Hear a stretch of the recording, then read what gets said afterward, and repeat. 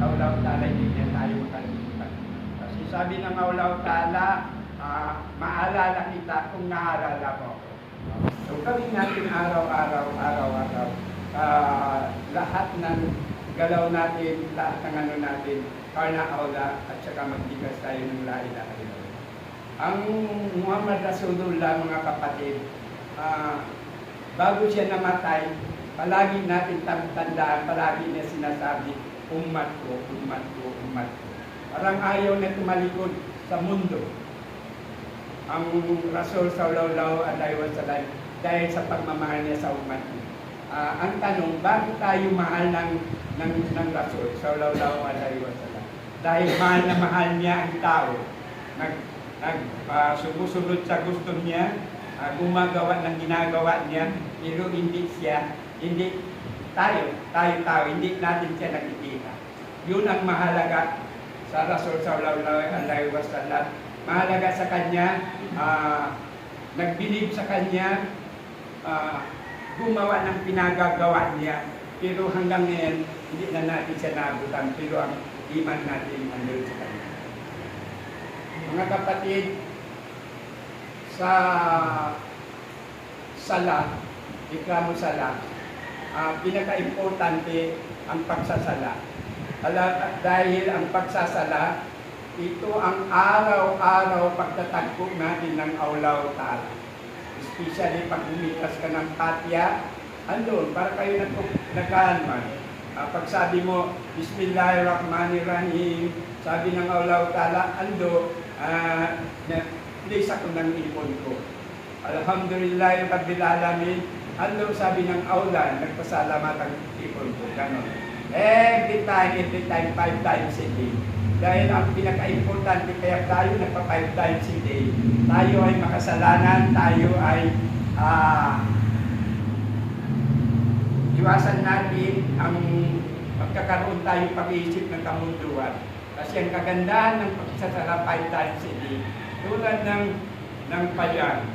Pag nagdadasal ka ng pajal, hihingi ka between pajalin, hihingi ka ng patawad kay Allah, makakaharap mo ang Aulaw Ta'ala, lahat ng ways mo pwede mo sabihin doon sa habang nagtipray ka. Ibig sabihin, kung mayroong kasalanan doon between pajalin, doon, hihingi ka ng tawad doon. So, next, kung sumunod sa kaasal, nakagawa na naman tayo ng kasalanan. Kung naglilima-wakto tayo, hihingi na naman tayo ng patawad kay Aulaw Ta'ala upang ang pajal hanggang doon sa asal, tuloy-tuloy ang paghingi natin ng patawad sa Aulaw Ta'ala. Next, from asal to Maghrib. Doon sa asal ng Maghrib, dahil tao lang tayo, every moment, nagkakasala tayo kung kulang ang iman natin. Hihingi na naman tayo ng patawad kay Aulaw Ta'ala. Para in short, from Fajar to Maghrib, tuloy-tuloy natin na humihingi ng patawad. Kahit pa mayroon, akala natin wala tayong kasalanan dahil tao lang tayo. Sa akala natin wala, pero sa mata ng Aulaw Ta'ala napakarami. Then from Maghrib to Aisha, hihingi na naman tayo ng patawad, hihingi tayo kung anong gusto natin kay Aulaw Ta'ala hanggang mag-chikil lahat ng gagawin natin. Then from Aisha, siyempre matutulog na tayo. Ibig sabihin, from Fajar to Aisha, nagawa natin patawad sa Aulaw Ta'ala. So, gano'n ang kagandahan ng pagsasala kay Aulaw. At saka higit sa lahat, ang importante sa pagsasala. Tulad ang pagsasala, tulad ng bulsa mo. Kapag ang bulsa mo butas, ibig sabihin, hindi ka nagsasala. Lahat ng nagawa mo kagandahan, kabutihan dito sa mundo, ang bisita yun, ipapasok mo, mahulog lang. Whereas kung naglilima-wakto tayo, yun ang mag-hold ng blessing natin, ng mga ibadat natin, para madala natin sa kabilang buhay. So, ang elmo mga kapatid, especially tayo andito sa mundo. Ang elmo, keep on learning.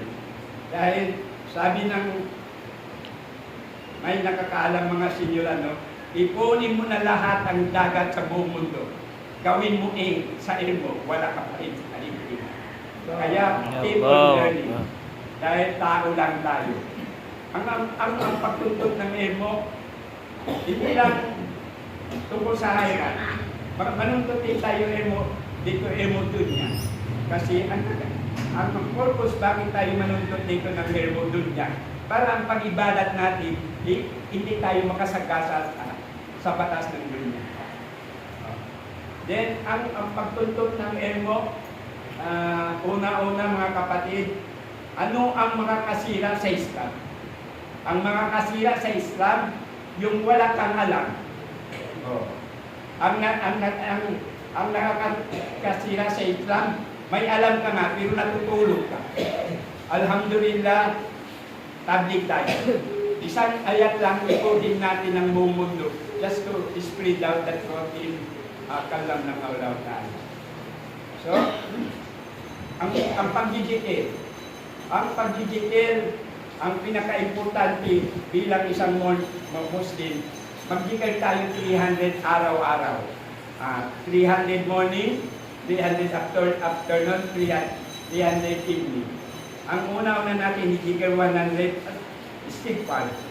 Pangalawa, salawat. Pangatlo, subhanallah, walhamdulillah, wala ilaha illallah, wala.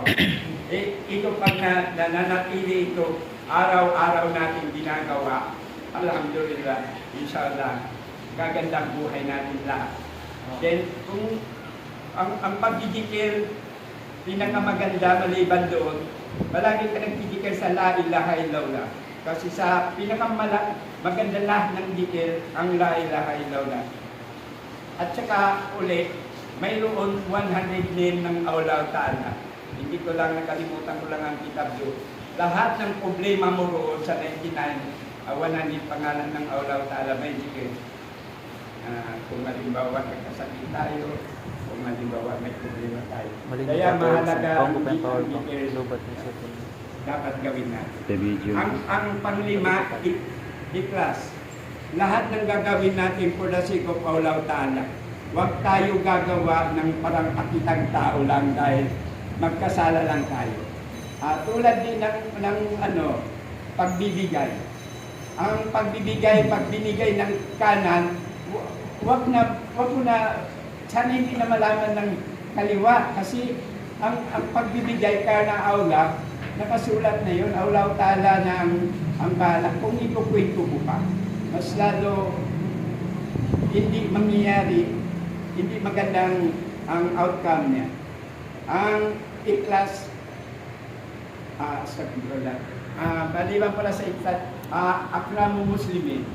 Akramu muslimin, ang pagkakapatid, ang pagmamahal mo sa kapwa mo kapatid. Ang pagmamahal mo sa kapwa mo kapatid, yan ang kagustuhan ng Allah Ta'ala. Kung mahari, bago sarili mo, mahalin mo ang kapatid mo, mas lalo na Muslim. Kung pwede, kahit hindi Muslim, mahalin mo na rin kasi una-una tandaan natin, dati sila Muslim. Pag nakita nilang kagandahan ng agama Islam, dahil pinapakita natin through in action, malamang mapasok sila sa magiging benepisya. Ang kapatid natin, Muslim, dapat huwag natin ipagkwento ang kasamaan niya. Kasi kapatid natin yan Muslim. Pag naggalit ang Allah Ta'ala, yung kasamaan din natin ikukwento. So, bahala na mahalin ka o hindi ka mahalin ng kapwa mo Muslim. Basta tayo, umpisan natin sa sarili natin. Basta walang iyakan, walang tausok, walang maranaw, walang magindanaw. Tayo sa kaya Allah Ta'ala ng kaisa. Then, ang huli, yung ito, fisabilillah, maglakbay tayo karna aula. Dahil, una-una, sa panahon ngayon, kung hindi tayo mismo tabling, magtulong-tulong. Dahil, naranasan ko na sa sarili ko, sabihin ko na sa inyo, kung hindi ako nag-idayat ng Allah Ta'ala, ang dami sasatsaytan dito sa mundo. Una-una, pag siyempre meron kang mga extra saving, kung anong gagawin mo. Ang pag lalakbay, ang pagdawa, hindi lang ang gagawin natin, paglalakbay, through in action. Ipakita natin sa kapatid natin Muslim, sa non-Muslim, paano ba ang ugali ng isang Islam. Through in action. Isang dawa yun. Kasi mahirap mo i-convince ang tao hindi nakakakilala sa iyo at saka hindi nakakakilala sa agama Islam. Ang gagawin mo kung anong natutunan natin sa agama Islam, ipakita natin at saka yadap natin. Pero hindi para pakita-kita lang. For the sake of Paula. Para pag naawa sa atin ng Allah Ta'ala, hidayatan tayo, hindi lang araw-araw andyan na sa atin paano kumilos ang Rasul Muhammad sallallahu alaihi wasallam at saka lahat ng turo ng agama Islam ay mananatili sa ating puso. So mga kapatid, kung mayroon man ako nasabi sa inyo na hindi masyado maganda, patawad dahil I'm just human being. Alhamdulillah.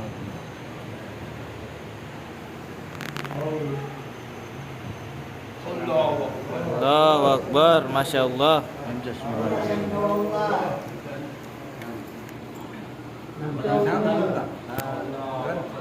Allah. Assalamualaikum. May narugaing.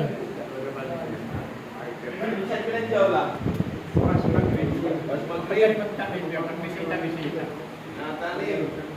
Idol, ikaw na. Alam ba?